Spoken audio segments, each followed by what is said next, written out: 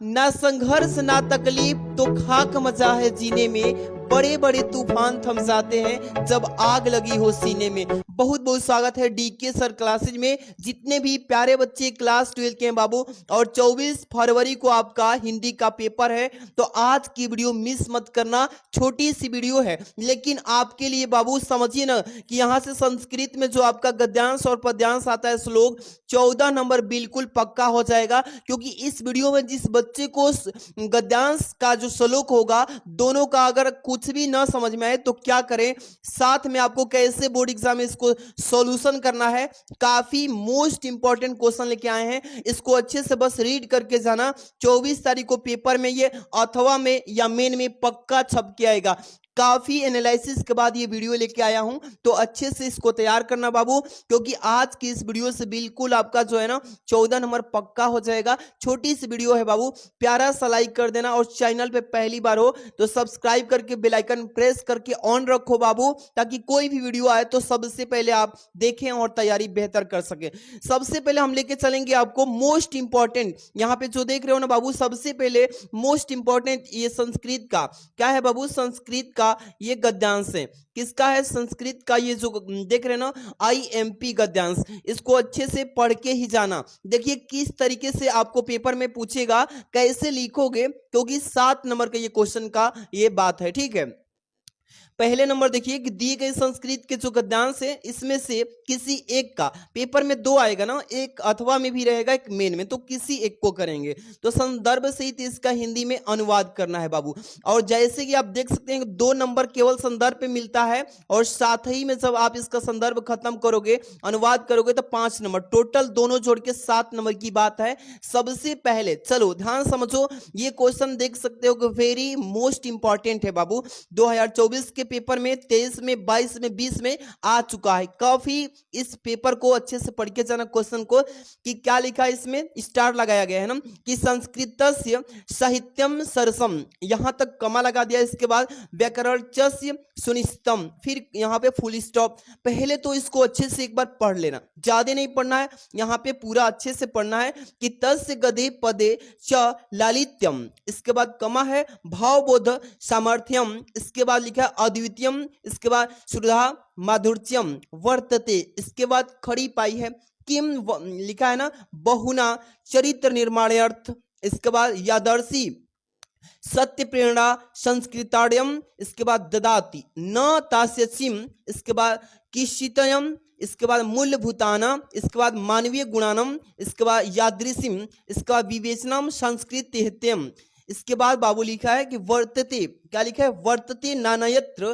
तास्ती, यहाँ पे तास्ती, इसके बाद खड़ी पाई पूछा है, कह रहा है इसमें कि दयादानम शौचम, और यहाँ पे लिखा है औदार्यम, इसके बाद अन्य सुया क्षयम, क्षमा है बाबू, क्षमा अन्य चाने के गुण, इसके बाद अस्य साहित्यस्य अनुशीलनेन, इसके बाद क्या लिखा है अनुशीलनेन, इसके बाद सज्जानयन्ते। इसको अच्छे से जब पढ़ेंगे आपको पता चल जाएगा कि किस पार्ट से बाबू दिया है, तो ट्रिक बता रहे हैं पहचाने का। क्यों? क्योंकि जब संदर्भ इसका लिखेंगे तो वही काम आएगा संदर्भ में। पहले तो 2 नंबर की संदर्भ लिखोगे ना बाबू, तो संस्कृत लिखा है ना, तो जहां जहां संस्कृत आपको दिख जाए तो समझ लेना कि ये संस्कृत जो जहां दिख रहा है, इसका मतलब कि आपका जो चैप्टर है संस्कृत भाषायम महत्तम से, उसी से दिया है। अब इसका संदर्भ कैसे लिखोगे, इसका अनुवाद कैसे करोगे, आराम से यहाँ पे सीखो। देखो बाबू, पहले तो आपको दोनों में से किसी एक को करोगे पेपर में, है ना, तो संकेत आप ऐसे डाल लेना, जैसे कि संस्कृत साहित्यम इस तरीके से, और बीच में डॉट डॉट करके ये लास्ट वाला जो है ये वाला सज्जयंती, इसको उतार देना बाबू। दिक्कत थोड़ा सा ही मत लीजिए, मैं हूं ना, आपको एक एक चीज समझाऊंगा तोड़ तोड़ के, आराम से समझिए। अब इसका क्या करोगे, यहाँ पे लिखोगे, पहले संदर्भ लिखोगे। क्या लिखोगे? संदर्भ इस गद्यांश का, कि प्रस्तुत यानी कि अवतरण हमारी पाठ्य पुस्तक संस्कृत दिग्दर्शिका के सुभाषित संस्कृत भाषायम महत्तम नामक पाठ से अवतरित है। आप प्यारे बच्चों इसको ऐसे बस एक मेरी बात समझ लो मेरे लाल, यहाँ पे क्या करना, ये जो गद्यांश दिया है इसमें ट्रिक से पहचान लेना कि किस पाठ से दिया है। ठीक, अब इसका संदर्भ जब लिखोगे तो बस ये तो सेम फॉर्मेट रहेगा, बस यहाँ पे चैप्टर चैप्टर का नाम ही बदल जाएगा, चाहे कोई भी गद्यांश से आपको संदर्भ लिखना क्यों ना हो, सेम बस यही बदलेगा, नहीं तो सारा चीज आपका संदर्भ संस्कृत का यही रहेगा। क्योंकि प्रस्तुत अवतरण हमारी पाठ्य पुस्तक संस्कृत दिग्दर्शिका से यानी कि संस्कृतस्य महत्तम नामक पाठ से अवतरित है। बस ऐसे लिख लेना। अब यहाँ पे क्या करोगे, इसका संदर्भ लिखोगे बाबू। इसका संदर्भ तो हो गया ना, अनुवाद। अनुवाद जब करोगे मेरे प्यारे बच्चों, अनुवाद तो फिर यहाँ पे 5 नंबर देगा एग्जामिनर। तो क्या लिखा है कि संस्कृतस्य साहित्यम सरसम, तो यहाँ पे इसका अर्थ लिखोगे। पहले आराम से अनुवाद हेडिंग डालना कि संस्कृत साहित्यम सरस है। सरस है भाई, क्या है ये, एक सरस है। इसके बाद सुनिश्चितम, यहाँ पे क्या है, यहाँ पे नहीं, व्याकरणस्य सुनिश्चितम जो है ना, और उसका व्याकरण सुनिश्चित है कि ये व्याकरण के अंतर्गत चलती है, ठीक है ना। इसके बाद यहाँ पे लिखा है तस्य गदे पदे च लालित्यम भाषा बोध समार्थ्यम, इसके बाद अद्वितीयम, यहाँ पे श्रुति माध्यस्य वर्तते। इसमें कह रहा है इसमें कि इसके गद और पद में, क्या कह रहा है इसमें, इसके गद और पद में लालित्य भाव को स्पष्ट करने की शक्ति और अनुपम यानी कि श्रुति मधुरता है, ठीक है। इसके बाद यहां से प्यारे बच्चों कहां तक, हाँ, किम बहुना चरित्र निर्माणम यद्यस्यम सत्य प्रेरणा संस्कृताण्यम ददाति न तासिम, यहाँ पे लिखा किसितम, यहां तक पढ़ ले, यहां तक आराम से देख लो। अधिक कहने से यानी कि किम, यहाँ पे लिखा था ना बाबू, यहाँ पे देख लो, कह रहा है किम बहुना, यहाँ पे कहोगे कि अधिक कहने से क्या चरित्र निर्माण के लिए जैसी प्रेरणा संस्कृत साहित्य देता है वैसी प्रेरणा किसी दूसरे साहित्य में नहीं है।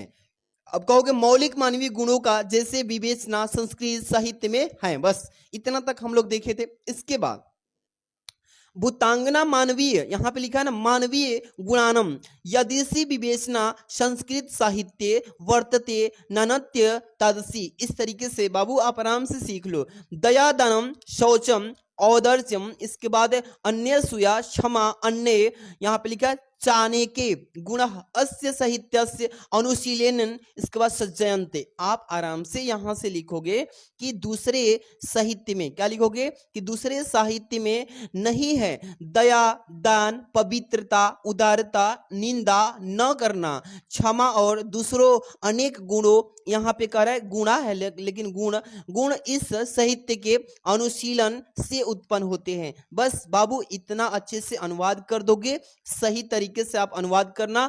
और जिस बच्चे को कुछ समझ में नहीं आएगा तो आप क्या करना प्यारे बच्चों, सबसे पहले तो मैं बता दिया हूं कि संदर्भ कैसे लिखोगे, है ना। संदर्भ तो लिख लोगे ना पहचान के, अब इसी फॉर्मेट को बस अप्लाई करना, चैप्टर का नाम चेंज कर देना बस। अब यहाँ पे अनुवाद नहीं आएगा इसका, जब प्रयास करोगे नहीं आएगा तो क्या करना कि अनुवाद हेडिंग डालना। बाबू क्या करोगे मेरी बात को समझो, अनुवाद हेडिंग डालोगे इस तरीके से और सीधे सीधे मेरी फॉर्मेट अप्लाई करोगे। आप अनुवाद डालना, आप क्या करोगे पेपर में ये अनुवाद नहीं आएगा छोड़ के ही आओगे ना, नंबर कट जाएगा ना। नहीं, ये काम तो बिल्कुल नहीं करना है क्योंकि अच्छा नंबर लाना है। फिर भी नहीं आ रहा है, फिर भी मेरी जो ट्रिक है कोशिश करना। इसमें क्या करना, ये जो पूरा है ना, यहाँ जहां जहां पे यहां से लेकर के यहां तक पूरा आप उसी चीज को छाप देना, थोड़ा सा स्पेस दे दे करके, मतलब जगह दे दे करके स्पेस, और उसको ही छाप देना, लेकिन छोड़ के मत आना। बिल्कुल मेरी राय अच्छे से समझ लीजिए और इसको तैयारी करके जाना। अगला क्वेश्चन आपके सामने है श्लोक, मोस्ट बाबू बता रहे हैं, चिंता नहीं करिए, सॉल्यूशन के साथ हम आपको सारा चीज दे रहे हैं। तो अच्छे से वीडियो को प्यारा सा तो लाइक बनता है। जितने भी मेरे प्यारे बच्चे वीडियो को लाइक नहीं बाबू लाइक कर दीजिए, चैनल को सब्सक्राइब करके बेल आइकन प्रेस रखिए ताकि कोई भी वीडियो मिस ना हो, ठीक है। अब चलिए, ये जो आप देख रहे हो बाबू, ये पेपर में पक्का पूछेगा कि दिए गए श्लोकों में से, यानी श्लोकों जो दो गद्य का ना, दो में से एक ही करना होगा। तो श्लोकों में से किसी एक का संदर्भ सहित हिंदी में अनुवाद कीजिए। ये भी सेम आपके 2 नंबर 5 नंबर टोटली 7 नंबर का ये पेपर में श्लोक आता है। ये तो बहुत ही हलवा होता है, जो बच्चा थोड़ा सा सेंस लगाएगा आराम से नंबर 7 नंबर पाएगा, ठीक है। जैसे इंपॉर्टेंट है आपके लिए, देखिए क्या है, और ये वेरी आईएमपी है बाबू, ये देख सकते हैं इस तरीके से पेपर में पूछा है। मैंने इसको इतना गहराई से सर्च करके लाया है ताकि बच्चों को हेल्प मिल सके।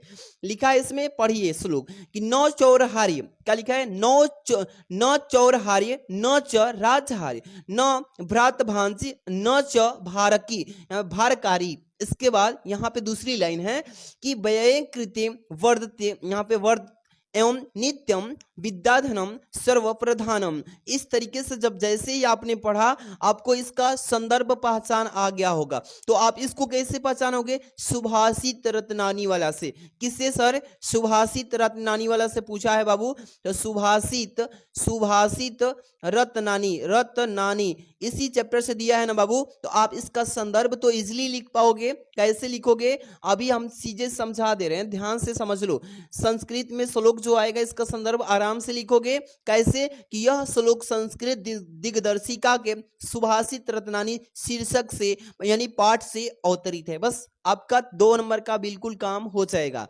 आपको देखिए लिख के भी बता देता हूं अच्छे से कैसे लिखोगे। जैसे आपका श्लोक संकेत हो जाएगा ना कि नौ चौरहार्य नौ, और फिर इसके बाद यहां से वही चीजवा को बीच में डॉट डॉट करके और यहाँ पे लिख देना सर्व प्रधानम। इस तरीके से बाबू आराम से लिख के इसका संदर्भ लिखोगे। ध्यान से समझो कि यह श्लोक संस्कृत दिग्दर्शिका के सुभाषित रत्नानी शीर्षक पाठ से अवतरित है। इस तरीके से जब लिख लोगे फिर यहाँ पे 2 नंबर बिल्कुल अच्छे से मिल जाएगा। इसके बाद इसका अनुवाद भी करना है ना, तो एक एक लाइन का अर्थ समझो कि न चौरहार्य, इसका मतलब न चौरहार्य न च राजहार्य न भ्रात भांति न च भारकारी। इसका मतलब कि यहाँ पे देखो कि विद्या रूपी धन सभी समस्त धनों में प्रधान है। इसका मतलब कह रहा है कि विद्या रूपी, यहाँ पे देखिए नित्य विद्या सर्व प्रधानम, इसका नीचे से इसका अर्थ निकालते हैं बाबू, इसका नीचे से अर्थ निकालते हैं, ठीक है ना। यहां से ध्यान रखना कि नीचे से अर्थ निकालेंगे कि विद्या रूपी धन सभी समस्त धनों में प्रधान है।